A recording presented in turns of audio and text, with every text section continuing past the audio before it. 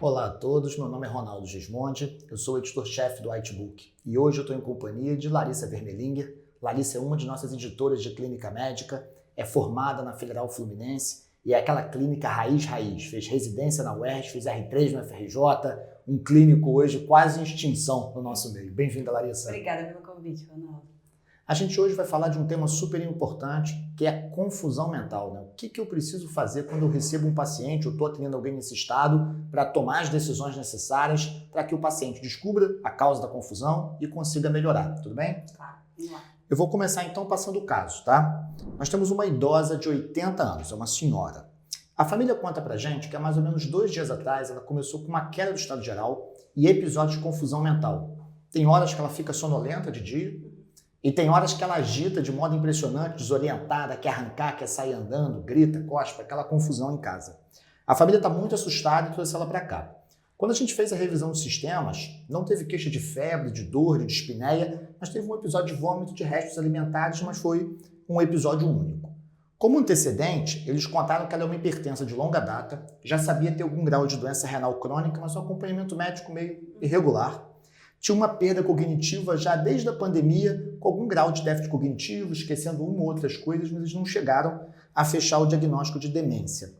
Ela teve 3 internações por infecção urinária, foram instituições que não eram a que a gente estava atendendo ela, e por isso eles não sabiam o nome do antibiótico. O que eles trouxeram para a gente é que ela fazia uso de losartana, furosemida, amlodipino e carbonato de cálcio. Então temos uma senhora, uma idosa, hipertensa, renal crônica, que já tem um quadro cognitivo prévio e começa subitamente com uma desorientação, uma agitação, um curso flutuante, pelo que eu entendi. Tem sonolência, tem agitação também. A gente não pode deixar de pensar no clássico da clínica médica, o delírio. É um quadro muito comum, principalmente nessa faixa etária e principalmente em pacientes que já têm um quadro cognitivo prévio. Então, já pensaria nisso de imediato. De critérios diagnósticos, geralmente a gente usa o DSM-5 ou algumas ferramentas como o CAM, mas o diagnóstico é clínico. Beleza. Então, trazendo um pouco mais de informação, a gente viu os sinais vitais, ela estava com 160/70, batia 110 mesmo em repouso, eupneica, saturando 95 em ar ambiente. Tinha uma boa perfusão periférica, né, um tempo de enchimento capilar bom, e do ponto de vista neurológico, ela tinha abertura ocular espontânea, movimentos corporais espontâneos, mas uma fala inapropriada, uma desorientação auto- e alopsíquica e uma desorientação temporoespacial. Naquele momento não estava muito agitada não, mas estava claramente desatenta para a gente. Fizemos sinais de irritação meningia, não tinha. A gente também não percebeu nenhum déficit motor, apesar da pouca colaboração dela, e as pupilas eram isocóricas e fotorreagentes. Do pescoço para baixo estava tudo tranquilo, escuta cardíaca pulmonar, abdômen, membros, nada que chamasse atenção. Foi bom você falar logo de imediato do exame físico, porque de cara o que a gente tem que ver se tem algum sinal de risco de vida imediato. Então, os sinais vitais estavam estáveis, estava eupneica, bem perfundida, só um pouco taquicárdica. E foi bom olhar de imediato se havia algum sinal neurológico focal. E não havendo, realmente eu penso no delírio. E aí ela já tem alguns fatores predisponentes, como eu tinha dito, a idade, o fato dela ter um comprometimento cognitivo e também outras coisas que poderiam ser predisponentes, por exemplo, um comprometimento sensorial, queixa auditiva, visual, a gente também teria que ver se ela tem essas queixas. E é assim, quando a gente pensa no delírio, a gente tem que se incomodar em pensar uma causa para ele. De imediato, a primeira coisa que eu penso é infecção. Essa é uma senhora que já teve um quadro de infecção prévio, urinário, de repetição, então é sempre uma coisa que a gente tem que pensar. E ainda mais que é uma senhora que está desorientada e não vai ter queixa urinária clara.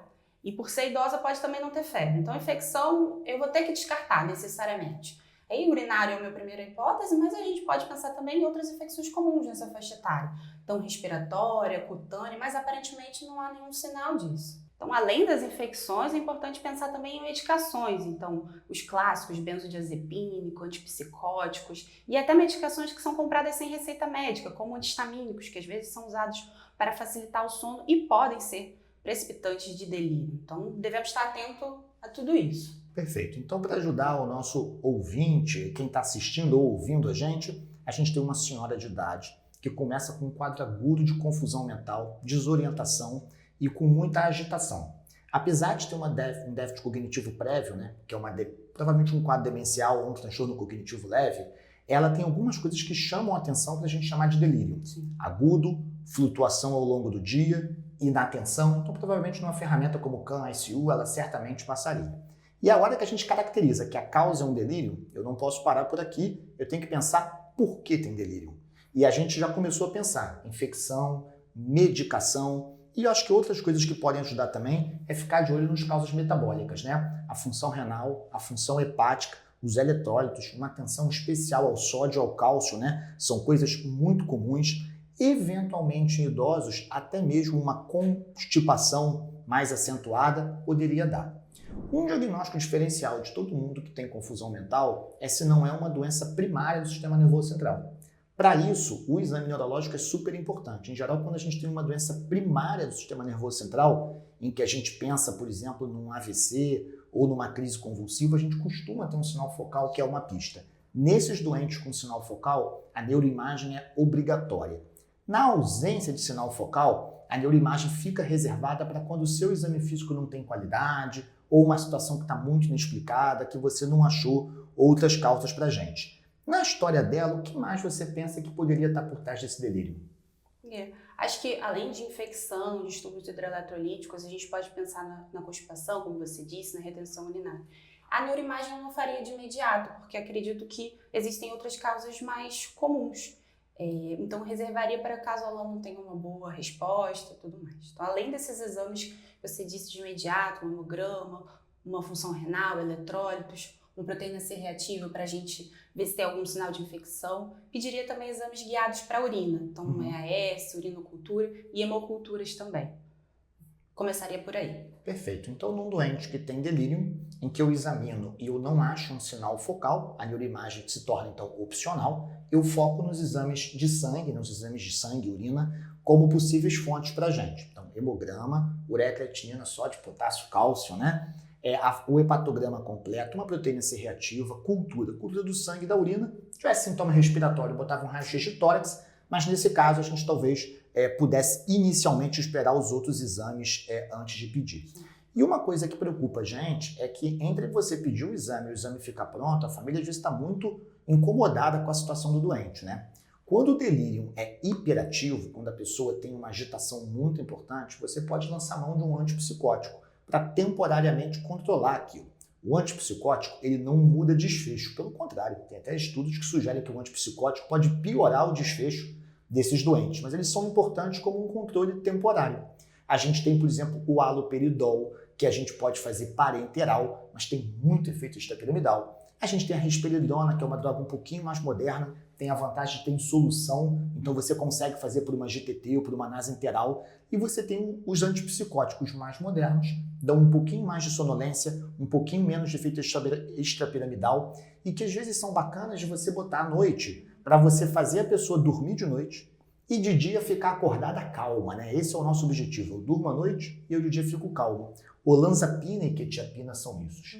E se tem alguém aqui que gosta de terapia intensiva, eu não citei, tinha minha paixão, não é um antipsicótico, é uma droga de outra classe, que é a dexmedetomidina, que é um espetáculo, tem que ter só cuidado, que ela faz bradicardia e ela faz hipotensão. Eu vou te passar então um pouquinho dos exames, dos resultados, e a gente leva adiante como é que esse quadro está indo, tá? O que a gente fez, lembrando que esse caso é baseado, inspirado num caso da vida real, então nem sempre tem tudo que a gente queria, mas ela tinha 25 de hematócrito, um leuco de 4.900 com 8% de bastões, 500 mil plaquetas.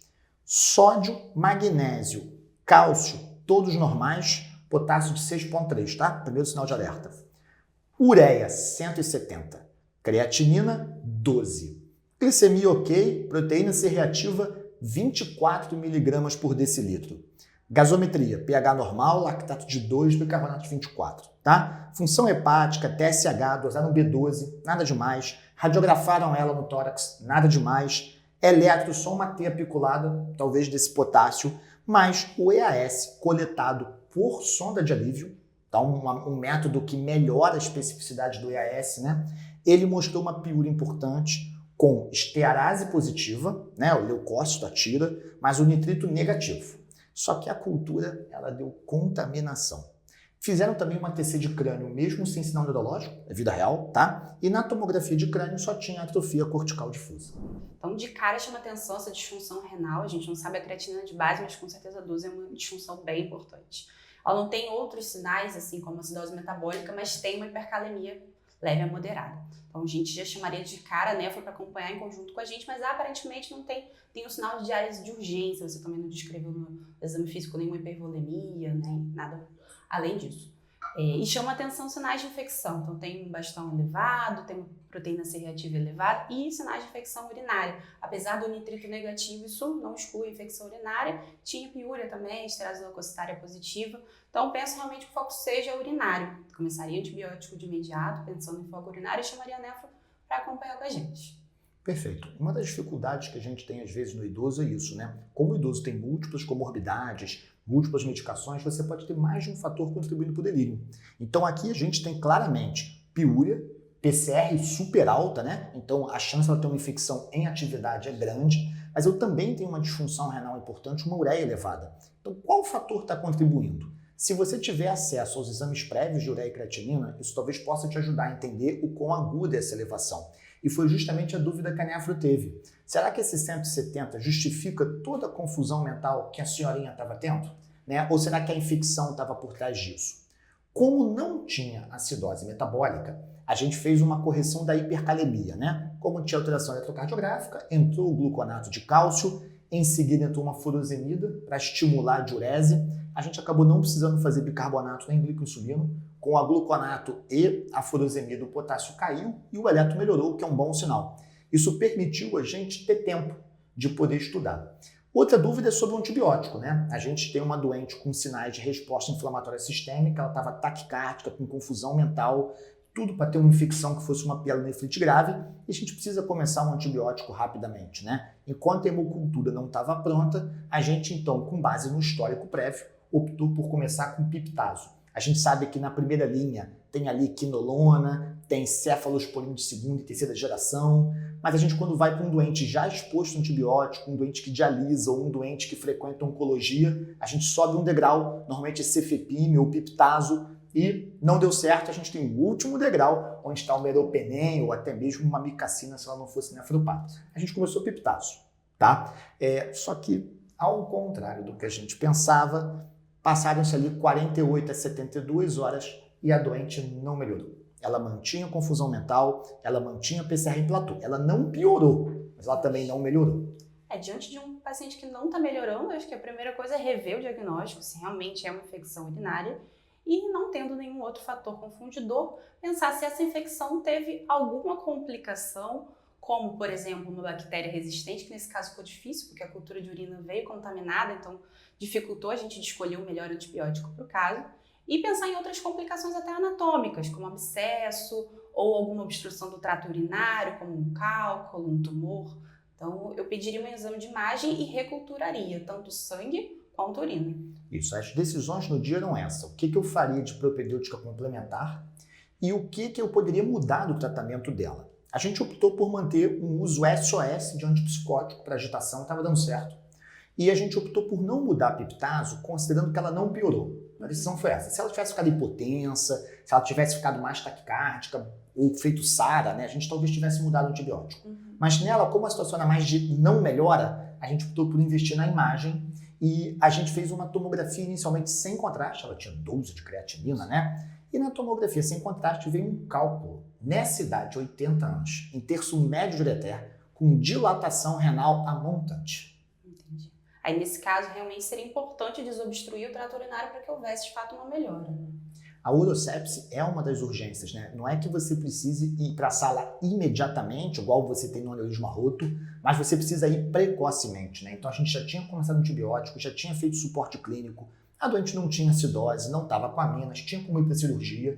E a cirurgia do duplo J, né, que é uma cirurgia muito rápida para desobstruir, eles conseguem fazer por citoscopia com um nível de sedação não tão profundo, né? Então bem menos complicado. Então foi isso que foi feito, a uro veio para o caso, botou um duplo J, diz a lenda que saiu leite condensado, tá?